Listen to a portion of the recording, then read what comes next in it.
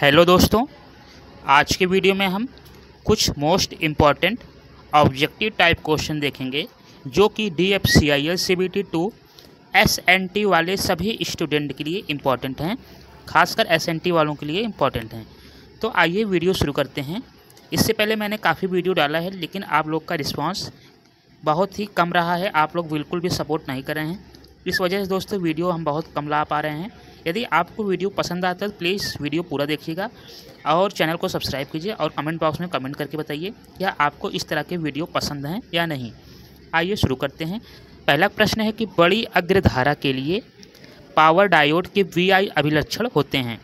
आपको बताना है कि दोस्तों जो VI कैरेक्टरिस्टिक होता है, एक तो आपका इधर X एक्सिस पे V होता है यानी वोल्टेज, और Y पे आपका होता है I यानी कि करंट होता है। तो देखिए दोस्तों, जो हमारा VI कैरेक्टरिस्टिक कुछ इस तरह से होता है, मतलब कि नॉन लीनियर होता है। अगर नॉर्मली बात करें कि VI कैरेक्टरिस्टिक कैसा होता है तो आप बताएंगे नॉन लीनियर। लेकिन प्रश्न में पूछा है कि बड़ी अग्रधारा, बड़ी मतलब कि आगे के लिए, आगे के लिए मतलब यहाँ पे। तो दोस्तों जो अगर बड़ी अग्रधारा पूछ लेता है तो इसका जो कैरेक्टरिस्टिक होगा वह लीनियर हो जाएगा। ठीक है, ऑप्शन डी यहाँ पे हमारा सही होगा। यदि नॉर्मली पूछता है कि VI कैरेक्टरिस्टिक मतलब कि वोल्टेज और करंट के लिए जो अभी कैरेक्टरिस्टिक होता है वह कैसा होता है, तो आप बताएंगे नॉन लीनियर होता है। ठीक, लेकिन अगर आपसे बड़ी अग्रधारा पूछता है आगे के लिए तो आगे के लिए आपका लीनियर हो जाएगा। अब चलिए अगले प्रश्न में चलते हैं।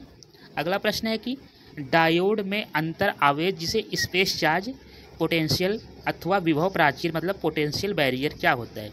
तो देखिए दोस्तों, जो पोटेंशियल बैरियर होता है यह सिलिकॉन एक होता है, जर्मेनियम होता है। ठीक, सिलिकॉन को SI से और जर्मेनियम को GE से।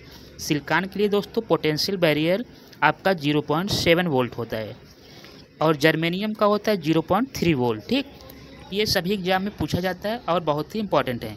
देखिए दोस्तों, पोटेंशियल बैरियर क्या होता है बता दें कि यह जो मैक्सिमम करंट होता है इसका अपोज, इसका विरोध करता है, बल्कि जो मिनिमम करंट आपका होता है उसको नहीं, जो मैक्सिमम हमारा करंट होता है उसका विरोध करता है। तो यहाँ पे हमारा सही आंसर हो जाएगा सिलिकॉन के लिए आपका 0.7 वोल्ट, जर्मेनियम के लिए 0.3। अगला प्रश्न है कि डायोड का VI अभिलक्षण सरल रेखीय क्यों नहीं होता है। तो देखिए, जैसे अभी हमने बताया था कि VI, ठीक है, तो ये बता रहा है कि पूछ रहा है आपसे कि VI जो इसका नॉन लीनियर होता है, लीनियर क्यों नहीं होता है।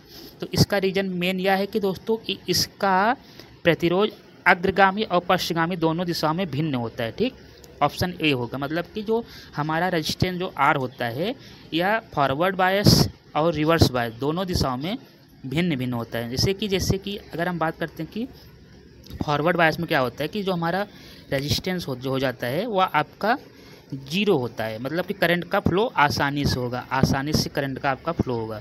और वहीं रिवर्स बायस में क्या होगा आपका कि इनफाइनाइट, बहुत ही मैक्सिमम, बहुत ही ज़्यादा अनंत हो जाएगा, इसलिए करंट का फ्लो नहीं होगा।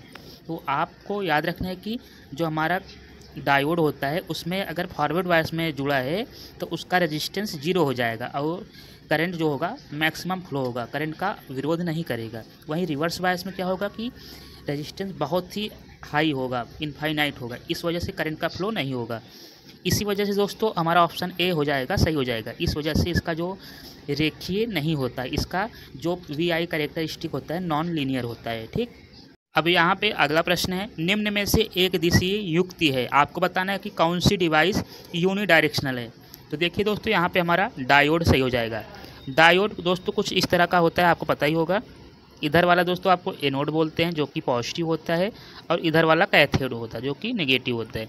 तो दोस्तों आपको याद रखना है कि जो डायोड हमारा होता है यूनिडायरेक्शनल होता है, बल्कि जो हमारा पैसिव कंपोनेंट RLC होते हैं, RLC यानी कि रजिस्टर और उसके बाद इंडक्टर और कैपेसिटर, तो ये दोनों दोस्तों, ये तीनों जो होते हैं आपके यूनिडायरेक्शनल नहीं होते हैं, ये आपके बाई डायरेक्शनल होते हैं। जबकि डायोड जो है यह यूनिडायरेक्शनल होता है, करंट का फ्लो एक ही दिशा में फ्लो कराएगा।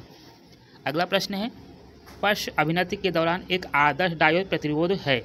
तो देखिए दोस्तों, अभी हमने क्या बताया था कि फॉरवर्ड बायस, रिवर्स बायस।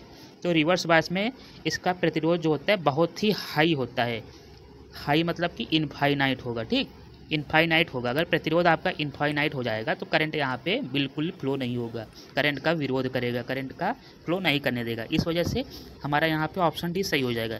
वहीं अगर फॉरवर्ड बायस पूछता है, फॉरवर्ड बायस में आपका प्रतिरोध शून्य होगा, बहुत ही कम होगा, नगण्य होगा, इस वजह से करंट का फ्लो होगा। इस वजह से यहाँ पे हमारा ऑप्शन डी सही हो जाएगा। इस वीडियो में 5 ही क्वेश्चन रखते हैं क्योंकि बड़ा वीडियो हो जाएगा तो आप लोग देखते हैं नहीं।